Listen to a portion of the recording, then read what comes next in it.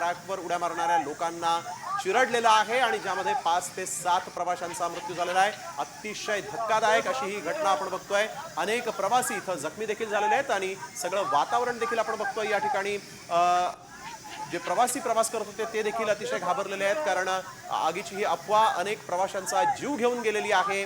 Railway दुर्घटनेमध्ये 7 प्रवाशांचा मृत्यू झालेला आहे। जिल्हाधिकारी रेल्वे प्रशासन यांच्याकडे कुठलीच अधिकृत माहिती सध्या नाहीये, कारण तासाभरापूर्वीच हा भीषण असा अपघात झालेला आहे। वैद्यकीय मदत तातडीने इथं पोहोचणं अत्यंत गरजेचं असल्याचं सध्या दिसतंय।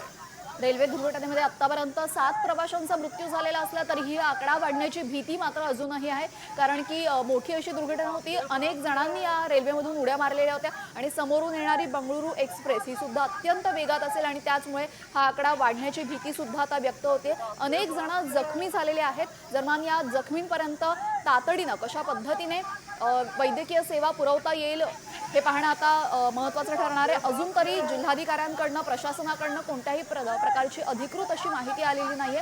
मात्र अत्यंत दुर्दैवी अशी घटना परभाडे रेल्वे स्थानकाजवळ घडलेली आहे। पुष्पक एक्सप्रेसच्या एसी कोचमध्ये काही ठिणग्या आगीच्या निघाल्या आणि घाबरून या सर्व प्रवाशांनी तिथली चैन ओढली, रेल्वे थांबवण्यात आली आणि प्रवाशांनी पटापट उड्या मारल्या घाबरून। मात्र दुर्दैवाने दुसऱ्या बाजूने बंगळुरू एक्सप्रेस येत होती आणि या बंगळुरू एक्सप्रेसच्या धडकेमध्ये आतापर्यंत 7 प्रवाशांचा दुर्दैवी मृत्यू झाल्याची माहिती समोर येते।